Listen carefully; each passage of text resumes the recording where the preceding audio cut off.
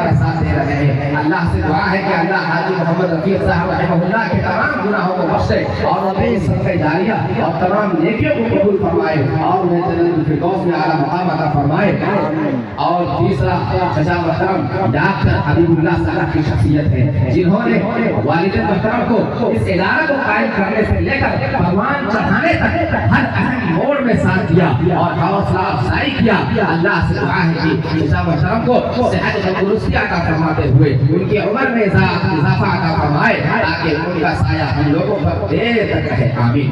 حضرات ہم نہیں بھلا سکتے ہیں اپنے اور مخلص بھائیوں کو جن کا تعاون اور مفید مشورہ ہمارے ساتھ ہر وقت رہتا ہے جس کی وجہ سے آپ کا یہ جامعہ اس خوبصورت منظر کے ساتھ سما ہے جن میں سر فہرست ہمارے بڑے بھائی محمد مشکل کلیان پور ہیں. اسی طرح سے محمد مہدی حسن ہے جو ماشاءاللہ یہ دونوں حاجی منصف صاحب کے ہونہار پوتوں میں سے ہیں. اللہ ان کے کاروبار کے اندر برکت عطا فرمائے. آمین. اسی طرح ہمارے بڑے بھائی محمد ذکاء اللہ الدین محمد اسرافیل بھائی صدر عالم محمد اظہار الحق مع تمام جنابان اور کم نہیں ہے ہمارے بڑے بھائی مولانا حضرت علی اسلامی ماشاءاللہ جن کے والد چچا محترم حاجی محمد گلزار صاحب کا تعاون ہر وقت جامعہ کے ساتھ رہتا ہے. اللہ سے دعا ہے کہ اللہ ان کو صحت و عافیت عطا فرمائے. آمین.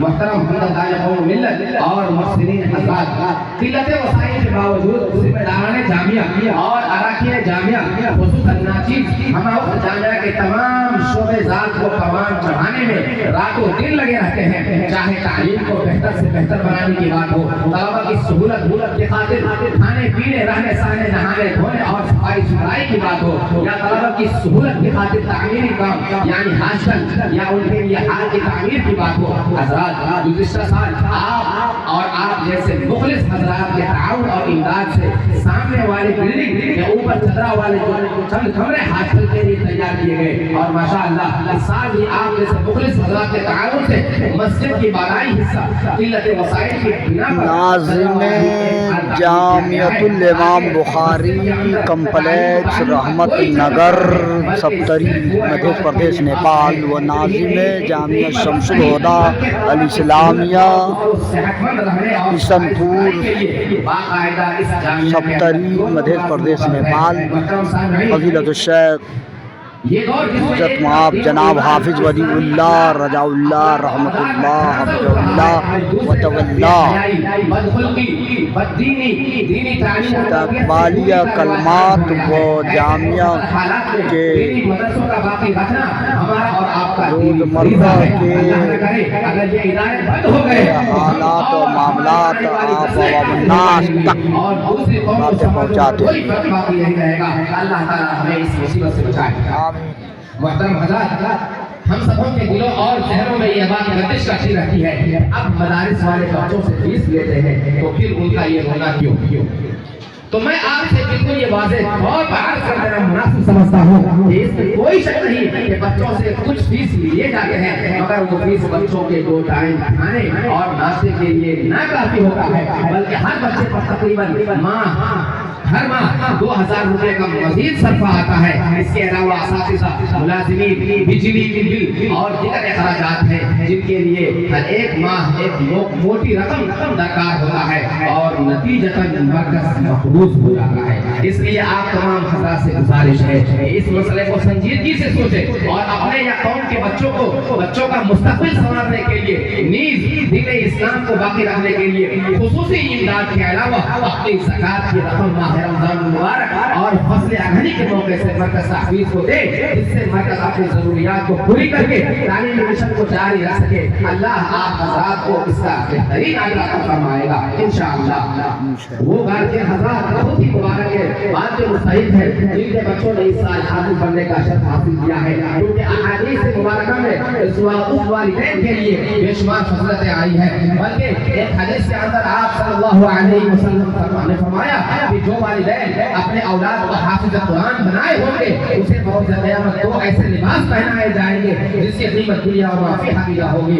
اور احادیث مبارکہ کے اندر حفاظ کرام کے لیے بھی بہت بڑی خوشخبری سنائی گئی ہے. وہ یہ کہ قیامت کے دن حافظ قرآن معراج معزز حافظ قرآن کو معزز تاج اور مکرم لباس پہنایا جائے گا. حافظ بننے والے طلبہ کے لیے بے حد خوشی اور مسرت کی بات ہے کہ اللہ تعالیٰ نے انہیں اپنی کتاب قرآن مجید کو حفظ کرنے کی توفیق بخشی اور اس ذات باری تعالیٰ نے اسے مکمل حفظ کرنے اور حافظ بننے کا آپ کو موقع نصیب عطا فرمایا.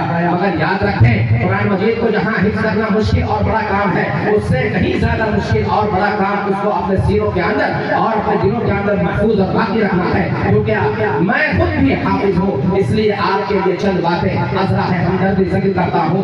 وہ یہ ہے کہ نمبر 1 آپ اسے برابر تلاوت اور دہراتے رہیں. لغویات گانے اور فحش گوئی فحش بینی وغیرہ سے مکمل اجتناب کریں کیونکہ حضرت امام شافعی رحمہ اللہ نے اپنے استاد محترم حضرت وکیل سے عرض کیا کہ میں جو یاد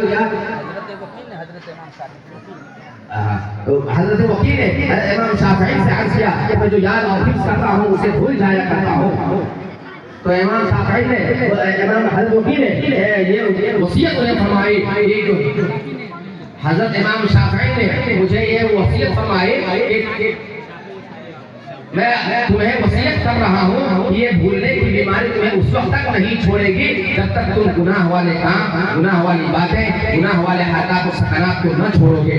قرآن کا پڑھنا اور اس کو حفظ کرنا یعنی آپ نے جو سیکھا ہے اور حفظ کیا ہے اس کو سیکھنے کے بعد سکھانے کے سلسلے کو بھی جاری و ساری رکھنا. اسی لیے تو آپ صلی اللہ علیہ وسلم نے فرمایا خیرکم من تعلم القرآن وعلمہ یعنی تم میں کا سب سے بہترین انسان وہ ہے جس نے قرآن کو سیکھا اور اسے ایک دوسرے کو سکھانے کا کام جاری رکھا.